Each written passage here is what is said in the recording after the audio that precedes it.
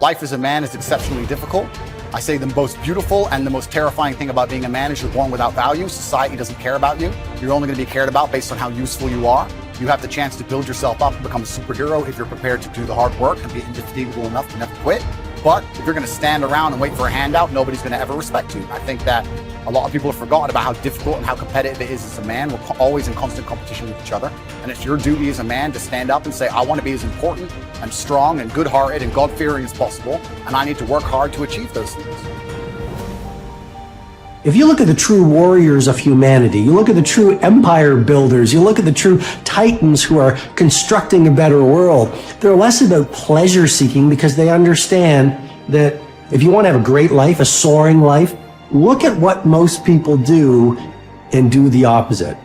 Growth comes through discomfort. You look at a great athlete, it's the way they show up in the championship game is simply how they showed up in the lonely light of the early hours at practice. To have the results only 5% of the population have, you've got to be willing to do the things that only 5% of the population are willing to do. I was a 4-time kickboxing world champion. For 12 years, I trained 5 hours a day, 6 days a week. And I was motivated to train probably about 25% of the time. The rest of the time I went because I am disciplined. You don't feel like going through that on a Wednesday morning when you wake up, and you have to do it because you're disciplined. You're either a disciplined individual or you are not a disciplined. There's a difference between want and want. And I say this all the time. People say to me, I want to be rich. And I say, okay, well, I want to be able to ice skate. But I don't want to be able to ice skate enough to go learn how to ice skate. I can't be bothered. I mean, surely if I could click my fingers and be a figure skater, I'd click my fingers. Who wouldn't? But I don't want to actually go train because I don't want it enough. And this is the exact point with money. Everyone wants money put on their lap. If you truly wanted money, you wouldn't be able to sleep until you fucking had it. The masters make the hardest things in the world look easiest. And in the moments where you push yourself, those moments tend to lead to success. But you've got to stop rationalizing, stop making excuses, stop telling yourself little watered down assessments of where you're really at. Tell yourself the truth. And the truth shall set you free. And the truth that I had to come to grips with, that I wasn't in charge of my destiny. The truth was that I wasn't giving all that I had. The truth was that there are some things that I wanted to do, but I didn't have the courage to act on those things. I had to start looking at my life differently. I started going to work earlier. I started being the last one to leave there. I started working harder than anybody else. I am not motivated to do the things I'm supposed to do. I don't wake up full of joy. I have to go to the gym, or I have to work, or I deal with crap. I don't feel motivated to do them. I'm disciplined. I do them regardless of how I feel. Whether I'm in the mood to do it or I'm not in the mood to do it, it gets done.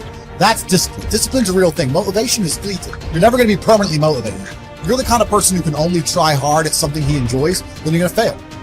If you truly want to win, you can't only want to win when you're happy, and you can't only want to win when you're motivated. You're competing against men like me who will perform even when it's raining, not only when the sun is shining. And if you're going to be the kind of person who can only do it, one of those scenarios, you are going to lose. You must be prepared to perform all of the time. I have a lot of people who message me and say, I struggle with motivation. My answer is simple. Then stay a loser. If you can't find the motivation to not be a loser, then I strongly recommend you just stay a loser, stay in your lane, and stay out of my way. I have no time for people who cannot find the motivation to fix themselves and fix their own lives.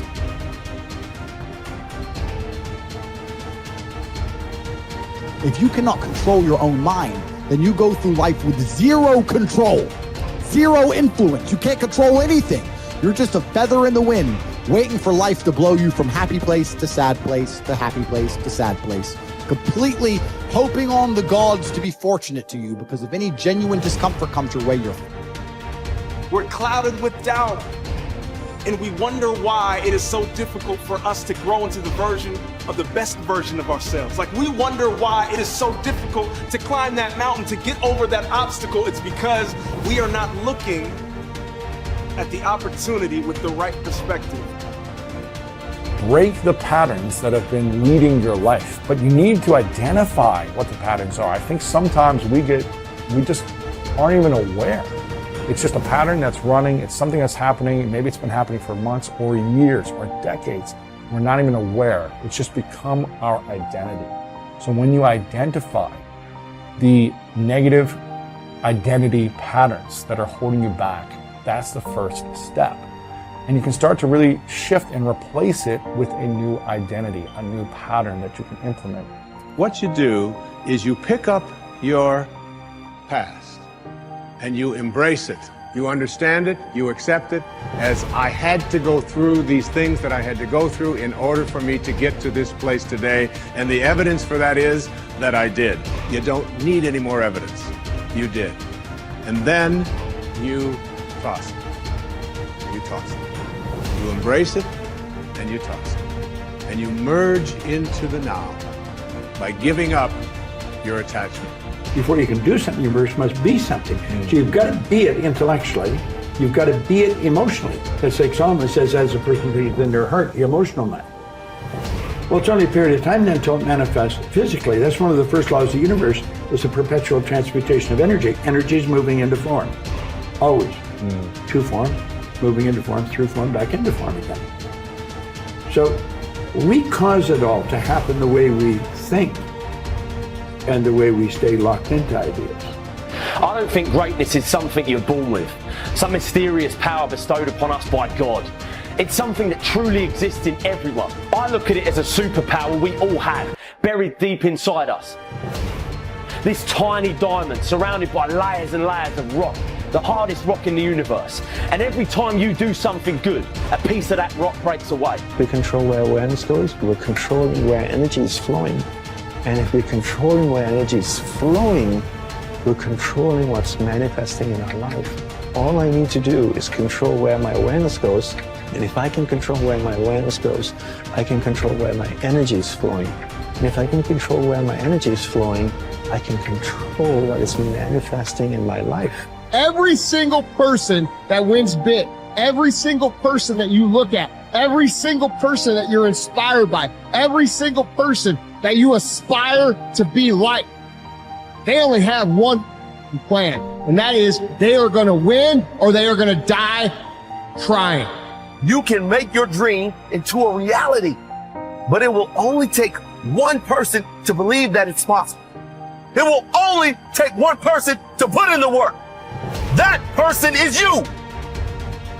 If you're sitting down and you start thinking about some future worst case scenario that you're conjuring up in your mind, and you begin to feel the emotion of that event, your body doesn't know the difference between the event that's taking place in your world, outer world, and what you're creating by emotion or thought alone. So most people then, they're constantly reaffirming their emotional states. So when it comes time to give up that emotion, they can say, I really want to do it. But really the body is stronger than the mind because it's been conditioned that way. So the servant now has become the master. And the person all of a sudden, once they step into that unknown, they'd rather feel guilt and suffering because at least they can predict it. Being in the unknown is a scary place for most people because the unknown is uncertain. And people say to me, well, I can't predict my future. I'm in the unknown, and I always say the best way to predict your future is to create it. Not from the known, but from the unknown. What thoughts do you want to fire and wire in your brain? What behaviors do you want to demonstrate in one day? The act of rehearsing them mentally, closing your eyes, and rehearsing the action. Rehearsing the reaction of what you want? Or the action? The action of what you want. By closing your eyes and mentally rehearsing some action. If you're truly present, the brain does not know the difference between what you're imaging and what you're experiencing in 3D world. So then you begin to install the neurological hardware in your brain to look like the event has already occurred. Now, your brain is no longer a record of the past. Now it's a map to the future. And if you keep doing it, priming it that way, the hardware becomes a software program. The law of expectation says that your expectations tend to become your own self-fulfilling prophecies. In other words, what you expect to happen usually does. And if your expectations are based on false information, so you have false expectations, that's what will happen anyway. For instance, your expectations could be that you are destined to have an extraordinary life and be extremely successful. is that no matter what happens, it's all part of a learning process that is leading you inevitably to great success, happiness, and accomplishment. And if you absolutely expect that to be true, if that's your fundamental belief, then over time that will become true. You'll be able to throw off the ups and downs of life. You'll be able to ignore the negative influences around you. If you confidently expect to be a great success, then by gum, you sure will be. No matter what people tell you, you just say, well, it'll be all right. Everything will work out fine. And we know that an attitude of confident expectation is a hallmark of highly successful people. They just expect to succeed more than they fail. They expect to be liked by others more often than they're disliked. They expect to learn from every difficulty that they have. They expect to keep making progress. They just confidently expect it. And surprise, surprise, your expectations affect your realities. What you experience on the outside is determined by how you think on the inside. As they say, you are not what you think you are, but what you think you are. In the Bible it says, as a man thinketh in his heart, which means in his subconscious mind, way down deep, so is he. According to your faith, it's done unto you, and so on. Big picture thinking can benefit any person in any profession. When somebody like Jack Welch tells a G employee that the ongoing relationship with the customer is more important than the sale of an individual product, he's reminding them of the big picture. When two parents are fed up with potty training, poor grades or benders and one reminds the other that the current difficult time is only a temporary season, then they benefit from thinking big picture. You have to think anyway, so why not think big? Big picture thinking brings wholeness and maturity to a person's thinking. It brings perspective. It's like making the frame of a picture bigger in the process, expanding not only what you can see, but what you are able to do. Big picture thinkers are never satisfied with what they already know. They are always visiting new places, learning new skills. And because of that practice, they often are able to connect the unconnected. They are lifelong learners. To help me maintain a learner's attitude, I spend a few moments every morning thinking about my learning opportunities for the day. As I review my calendar and to-do list, knowing whom I will meet that day, what I will read, which meetings I will attend, I note where I am most likely to learn something. Then I mentally cue myself to look attentively for something that will improve me in that situation. If you desire to keep learning, I want to encourage you to examine your day and look for opportunities to learn. Writer Henry David Thoreau wrote, "Many an object is not seen, though it falls within the range of our visual ray, because it does not come within the range of our intellectual ray." Who you are determines what you see and how you think. Big picture thinkers realize there is a world out there besides their own, and they make an effort to get outside of themselves and see other people's worlds through their eyes. It's hard to see the picture while inside the frame. To see how others see, you must first find out how they think. Becoming a good listener certainly helps with that. So does getting over your personal agenda and trying to take the other person's perspective. French essayist Michel Ayquem de Montaigne wrote, "The value of life lies not in the length of days, but in the use we make of them. A man may live long yet live very little.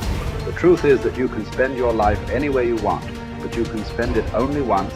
Becoming a big picture thinker can help you to live with wholeness, to live a very fulfilling life. People who see the big picture expand their experience because they expand their world. As a result, they accomplish more than narrow-minded people. And they experience fewer unwanted surprises too, because they are more likely to see the many components involved in any given situation. Issues, people, relationships, timing, and values. They are also, therefore, usually more tolerant of other people and their thinking.